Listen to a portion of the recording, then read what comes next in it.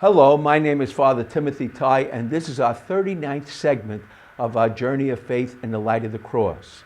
And as we go to our theme, we'll see that we're trying to understand the pagan fertility cults that were still practiced in Corinth. So Paul was talking about the porne and the porneia in Corinth. So now we go to our screen and we see our theme.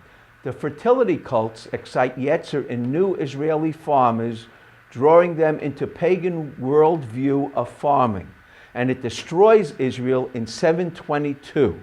Okay, now we go to our chart and we see on the chart when they come into the promised land, about 1300, we see the word Moses up here. Moses dies just as about to enter, and then Joshua leads them in and they conquer the highlands because they don't have chariots.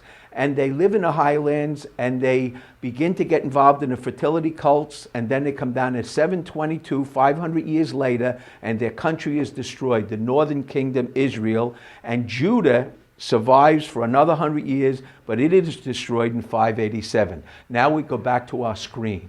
And it says, the 12 tribes around the year 1300, under the judges of Joshua, came into the promised land, but they were only able to conquer the highlands, which is the rocky soil of Israel, in the 13th century BC, just about 1300. Prosperity, when they came into the new land, was in farming. So they tried to farm the land, but they're in the rocky soil of the highlands, and it doesn't come in. So they want to know why their crops are not like those in the lowlands. And who's the lowlands? The Philistines are down there. They weren't able to conquer them in the lowlands because they had chariots, and they didn't have weapons of war, so they could only win as guerrilla warfare in the highlands. So the pagans taught them how to worship Mother Earth, which they call Asherah. Okay, now the Levites see this going on, and the Levites teach the people, don't you dare. The Yahweh who took us out of Egypt is one, and there's no mother goddess. But the people find this hard to accept. So we go to our next screen. The farmers Yetzer went crazy when they saw the pagan fertility cults, and later on, the big crops that come in during the summer. Now the Yetzer is a worldview. It sees everything together. Now they're being offered another worldview that changes everything. But they wanted to know, why were pagans blessed and Israeli land cursed with miserable crops? They're saying something's wrong with our worldview. The annual spring pagan festival, one man was chosen by the village, usually a handsome, strong guy who was favored by the gods, and a beautiful virgin, a young girl, this was said, about 14 or 15, and she represented the mother goddess, and they came together in sexual union. And the sexual union reflected they were praying that the father goddess would send rains in the spring that would stimulate the earth or open the earth and allow them to plant the seeds in the earth that would bring the crops during the summer. But they believed that only if the God of the heavens and the Mother Earth favored them would all these things happen. Okay, now we go down to the last one. Each farmer after the pagan festival in the spring, he gave an offering and he was signed a porne. So the farmer himself went into the pagan temple under the priest and he had sex with one of these women who represented the mother goddess who brought the crops in on the land. Now we go to our next screen. At the death of Solomon in 950, Israel divided into Israel in the north and Judah in the south. Okay? Now, Amos comes along in 800, and he's considered a minor prophet, but he's not. He has a small book. But he condemns the injustice of the rich of Israel on poor. Now, the point of this is the fertility cults, because they played favorites and the gods played favorites, the favorites thought they could mistreat the poor and they could mistreat their farm workers. And so he says, this is because you practice the fertility cults. You got social injustice destroying the country. As gods of cults favored rich, so they disfavored the poor. And the rich thought, well, I'm blessed by God and things are going good for me, so I can dismiss and treat the poor miserably. Then Hosea comes along and he marries a porne, a fertility woman.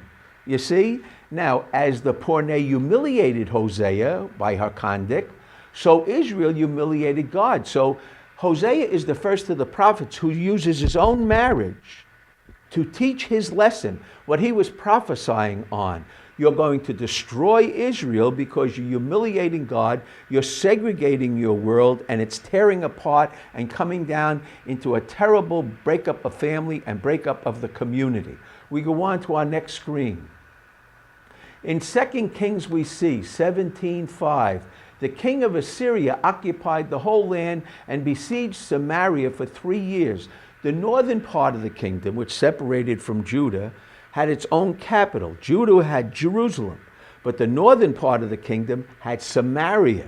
Now the king of Assyria, which is northern Iraq, around Mosul and Nineveh, he comes in and he's very mean and he besieges Samaria.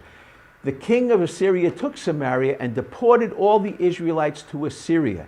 The Jewish people always talk about the lost tribes. These are the 10 lost tribes of Israel that were taken, deported from the land in the north.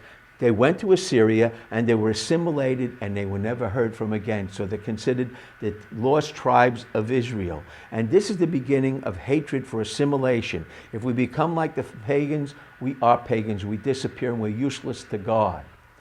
This came about because the Israelites sinned against the Lord their God, who had brought them up out of Egypt.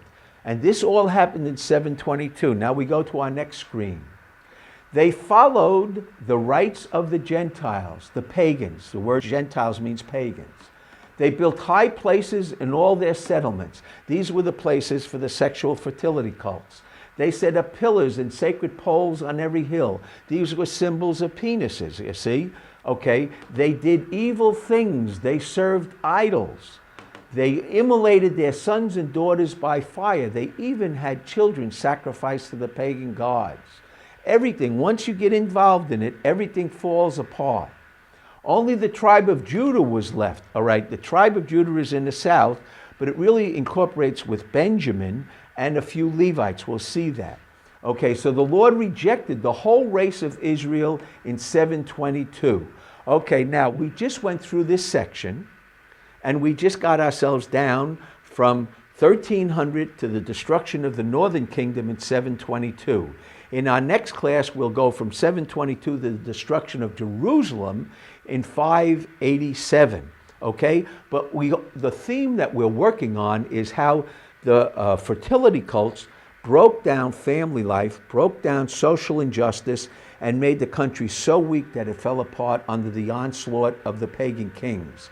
And this is what is going to cause Israel to relook at the Bible, rewrite the Bible, and edit it to emphasize what sins destroyed their country.